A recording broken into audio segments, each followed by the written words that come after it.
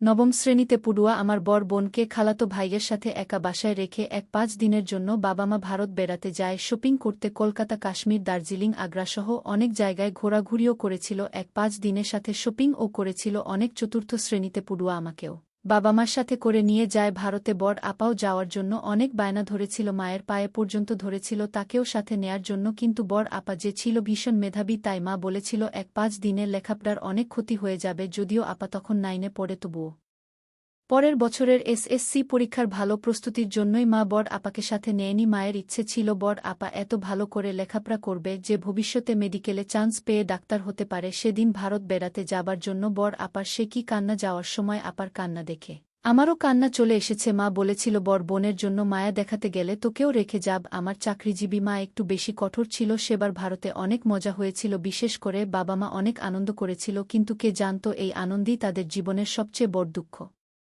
এনে দেবে। আমিও কিন্তু কম আনন্দ করিনি। তাজমহল দেখতে গিয়ে ভেবেছিলাম সম্রাট শাহজাহানের মতো একজন স্বামী আমার চাই, আর যদি তা না পাই তবে বিয়ের পরে যে কোনো ভাবে স্বামীকে বুদ্ধি দিয়ে তাজমহলটা কিনে ফেলব। কিন্তু কখনো কখনো স্বামীর পরিচয় নিয়েও যে মানুষ প্রতারণা করে এটা আমার জানা ছিল না। আর জানা ছিল না মিছেমি স্বামীর অধিকার নিয়ে কেউ সামনে আসতে পারে। এটাও আমার নাম নিপা, বর্তমানে আমি একজন চিকিৎসক। আমরা 2 বোন, আমার বড় বোনের নাম রূপা। আমার মা একজন স্কুল শিক্ষিকা আর বাবা ব্যবসায়ী ছিল। আমাদের 2 বোনের মধ্যে আমার বড় আপা একটু বেশি মেধাবী ছিল। ক্লাস 5 এবং 8-এ আপা ট্যালেন্ট পুলে বৃত্তিও পেয়েছিল। তখন দেখতেও অপূর্ব সুন্দরী ছিল আমার বড় আপা। 2003 সালে আমরা যখন ভারত বেড়াতে যাই তখন আমাদের বাসায় মোবাইল ফোন ছিল না, একটা ল্যান্ডফোন ছিল আমাদের বাসায়। কিন্তু ভারত যাবে বলে ব্যাগ গুছানোর সে যে কি তাড়াটাই না ছিল। বাবা-মায়ের কয়েকদিন ধরে নষ্ট হয়ে থাকা ল্যান্ডফোনটা ঠিক করে যাওয়ার সময় আর বাবা-মা পেল কোথায়, তাই ভারত গিয়ে বড় আপার সাথে আমরা কোনো যোগাযোগ করতে পারিনি। আমরা যদিও সেখানে আমাদের আনন্দে কোনোরূপ কমতি রাখিনি। আর হ্যাঁ, বড় আপার জন্য কাপড়চোপড় কিনতেও একদমই ভুলে যাইনি। একজনের পরিচয় দিতে তো ভুলেই গিয়েছি, উনি হচ্ছেন আমার খালাতো ভাই শিহাব মাহমুদ, যাকে আমার বাবা-মা বড় আপার সাথে একা বাসায় রেখে গিয়েছিলেন। উনি তখন অনার্স 3য় বর্ষের ছাত্র ছিলেন। এমন ভালো ছেলে দুনিয়াতে আর একটাও ছিল না, যদিও সেটা আমার মা খালাদের চোখে আমাদের চোখে ছিল না। বাবা যদিও আমার দাদা দাদিকে বাসায় রেখে যেতে চেয়েছিলেন, কিন্তু 1-5 দিন খালাতো ভাই আমাদের বাসায় থাকলে একজন লোকের বাড়তি খরচ চালাতে হবে, বাবা মায়ের আর দাদা দাদি থাকলে 2 জনের বাড়তি খরচ চালাতে হবে, সাথে আবার ওষুধ খরচও লাগবে মায়ের। এসব যুক্তিতে বাবাও আর কথা বাড়াল না। 1-5 দিন ছুটি কাটিয়ে যেদিন বাড়ি ফিরে এলাম সেদিন বাড়িতে ঢোকা মাত্রই আমার খালাতো ভাই শিহাব সাহেব তার ব্যাগ নিয়ে আমাদের বাড়ি থেকে বের হয়ে যায়। এমনভাবে রেডি হয়েছিলেন উনি যেন আমরা ঘরে ঢুকলেই উনি বের হয়ে যেতে পারেন। ভারত থেকে উনার জন্য মা গিফট চকলেট, শার্ট কিনে এনেছিলেন, খালাখালুর জন্য কাপড় চোপড় কিনেছিলেন মা, সেগুলো উনাকে মা নিয়ে যেতে বলেছিলেন। কিন্তু ব্যাগ থেকে মায়ের সেগুলো খোলার সময়টুকু উনি কালক্ষেপণ করতে পারলেন না। উনার সামনে পরীক্ষা আছে বলেই হনহন করে বেরিয়ে গেলেন। সত্যিই কয়েক মাস পরে উনার পরীক্ষাও ছিল। ওইদিকে বড় আপাকেও আই ওয়ান্ট ডিভোর্স, একটা হাঁটুর বয়সী অশিক্ষিত গ্রামের গাইয়া মেয়ের সাথে একই ছাদের তলায় আমি বসবাস করতে পারবো না। তুমি আমার যোগ্য না, আর না কখনো আমার যোগ্য হয়ে উঠতে পারবে। সবাই যখন আমার বউ দেখতে চাইবে তখন লজ্জায় মাথা কাটা যাবে আমার। তোমাকে কখনো আমার বউয়ের পরিচয় সবার সামনে দাঁড় করাতে পারবো। তাই আমি ডিভোর্সের সিদ্ধান্ত নিয়েছি। বাসর রাতে ঘুমটার আড়ালে থেকে কোনো পুরুষের কণ্ঠে ডিভোর্সের কথা শুনে বা ক্রুদ্ধ হয়ে গেল সুরা। সে অশিক্ষিত হলেও ডিভোর্সের মানে জানা আছে তার, যাকে রামের মানুষেরা তালাক বলে। এই তালাক শব্দটা তার জীবন থেকে সমস্ত সুখশান্তি কেটে নিয়েছে, বঞ্চিত করেছে বাবা মায়ের আদর ভালোবাসা থেকে। তার যখন 6 বছর বয়স কোনো কারণে তার বাবা মায়ের ডিভোর্স হয়ে যায়, অথচ তার বাবা মায়ের লাভ ম্যারেজ ছিল। সুরা লোকমুখে শুনতে পেত তার মা নাকি তার বাবাকে ডিভোর্স দিয়ে অন্য একটা লোকের সাথে বিয়ে করে নতুন করে সংসার পেতেছেন। সুরা ছোট হলেও বুঝতে পারত তার মায়ের নামে মন্দ কথা বলছে লোকজন, কিন্তু মুখ বুঝে সহ্য করা ছাড়া আর কিছু করার ছিল না। সুরার লোকে পরামর্শ দিয়েছিল সেলিম শেখকে দ্বিতীয় বিয়ে করার, কিন্তু তিনি সুরার কথা চিন্তা করে দ্বিতীয় বিয়ে করতে অস্বীকার করেন। বাবার আদর ভালোবাসায় মা ছাড়া বেডে উঠতে লাগল সুরা। তার বাবা সেলিম শেখ কখনো তার চোখে কে পানি আসতে দেয়নি, বড্ড ভালোবাসত তার সুরাকে। কিন্তু সুয়ার কপালে যেন সুখ সহ্য হল না। সেলিম শেখ বিদ্যুৎ অফিসে চাকরি করত, আর সেই বিদ্যুৎই তার বাবার প্রাণ কেড়ে নিয়ে বাবা-মাকে হারিয়ে একা হয়ে পড়ে 6 বছরের সুরা। তার মায়ের লাভ ম্যারেজের কারণে তার নানা নানি মামাদের সাথে তাদের কোনো প্রকার সম্পর্ক ছিল না। ছোট্ট সুরা কার কাছে যাবে, কি করবে?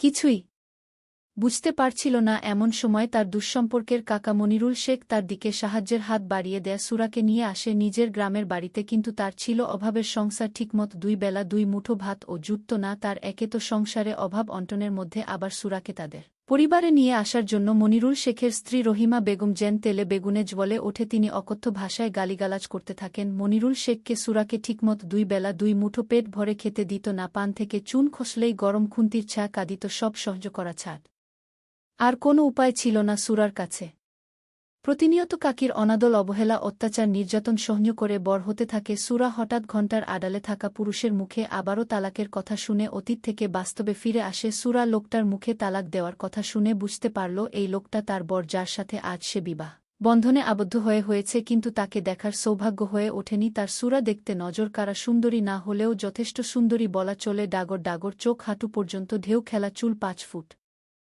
বাচ্চার বাপের সাথে ঠিক হয়েছিল অবশ্য সুরার কাকা এই বিয়েতে রাজি ছিল না কিন্তু সুরার কাকির লোভ আর জেদের কাছে হার মানতে হয়েছে তার সুরার যায় বিয়ে ঠিক হয়েছে লোকটা এলাকার চেয়ারম্যান তার টাকা পয়সার কোনো অভাব নেই শুধু অভাব একটা বুয়ের তার বুটা ছোট মেয়েটার জন্ম দিতে গিয়ে মারা গিয়েছে তার বউ মারা যাওয়ার পর সুরার দিকে তার নজর পড়ে সুরার কাকিকে ডেকে নিয়ে বিয়ের প্রস্তাব দেন তিনি এটাও বলেন যে বিয়ের পর তাদের পরিবারের দায়িত্ব নিবেন তিনি রহিমা বেগমকে আর লোকের বাড়ি বাড়ি গিয়েছি এর কাজ করতে হবে না কথাটা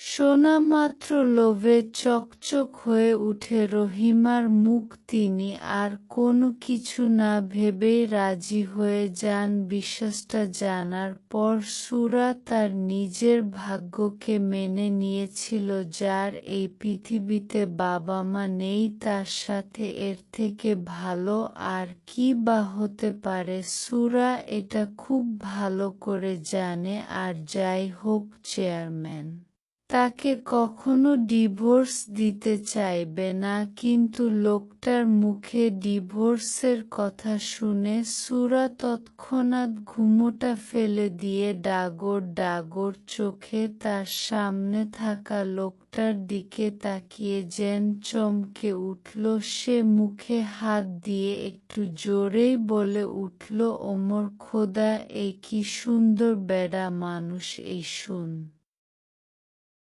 দর বেডা মানুষ তুই কি আমার বর রে আমি তো ভাবছিলাম আমার হয়তো কোনো বুড়ো ভুড়িওয়ালা লোকের সাথে বিয়ে হয়েছে কিন্তু এখন তো দেখছি তুই অনেক সুন্দর রে এককালে সিনেমার নায়কের মতো সুরার মুখে তুই তোকারি শুনে রেগে আগুন হয়ে গেল সাফায়াত দেওয়ান সে কখনো ভাবেনি একটা হাঁটু বয়সী মেয়ে তার সাথে এভাবে তুইকারি করে কথা বলবে সাফায়াত দেওয়ান রেগে গর্জন তুলে বল হাউ ডেয়ার ইউ তোমার সাহস হয় কি করে আমার সাথে তুইকারি করার তুমি জানো আমি কে মনে হচ্ছে তুই আমার বর কিসের বর হ্যাঁ কিসের বর আমি তোমার বর নই আমি মানি না এই বিয়ে খুব শিখ রই তোমাকে ডিভোর্স দিয়ে দিব আবারও ডিভোর্সের কথা শুনে চোখ জ্বলে উঠল সুরা বিছানা থেকে নেমে সাফায়াতের দিকে তেড়ে এসে বল ডিভোর্স যখন দিবি তখন বিয়ে করছিস কেন আমারে বিয়ে করার আগে মনে ছিল না তোর আমি কি তোর পায়ে ধরে কইছিলাম যে আমারে বিয়ে করো কইনি তো এমন কথা তাই না? তাহলে আর একবার যদি ডিভোর্সের কথা বলিস তোর মুখ আমি ছিঁড়ে দেব। এই আমি বলে রাখলাম, তুই সুরাকে চিনিস না। সুরা কি চিনিস? তোমার মতো বেয়াদব মেয়েকে চেনার কোনো ইচ্ছাও নেই আমার। সাফায়াতের কথা শুনে সুরা তৎক্ষণাৎ তার শাড়ির আঁচলের নিচে থেকে একটা ছুরি বের করে সাফায়াতের দিকে এগিয়ে যেতেই সাফায়াত বলল, আরে আরে কি করছো? ওটা কি? হাহা, সুন্দর বেডা মানুষ বুঝি ভয় পাইছে। এটা তোর জন্য না রে, এটা সাথে রাখছি ওই বুড়োর জন্য যার সাথে আমার বিয়ে ঠিক হয়েছিল। ভাবছিলাম বাসর রাতে ব্যাড আর বিয়ে করার সব মিটিয়ে দেব, কিন্তু তোর জন্য আমার সেই ইচ্ছাটা পূরণ হলো না। তোমাকে তো ভেবেছিলাম তুমি হয়তো গ্রামের মেয়ের সহজ সরল হবে, কিন্তু না, আমি ভুল ছিলাম। তুমি একটা প্রচুর থেকে ও ভয়ঙ্কর ফালতু একটা মেয়ে। আর একটা কথা যদি তোমার ওই মুখ দিয়ে বের করো তাহলে কিন্তু তোমার খাবার খাওয়ার জন্য নকল দাঁতের ব্যবহার করা লাগবে। আমি গ্রামের মেয়ে হতে পারি কিন্তু অবলা নারী না। তুই আমাকে অত্যাচার নির্যাতন করবি আর আমি বসে বসে কি তোর সুন্দর চেহারা ধুয়ে পানি খাবো রে? আমি সোজা পুলিশের কাছে চলে যাব, তোর নামে মামলা দেব। তখন বুঝতে পারবি কত গোবরে কত গন্ধ। লাইক সিরিয়াসলি তুমি আমাকে পুলিশের ভয় দেখাচ্ছ?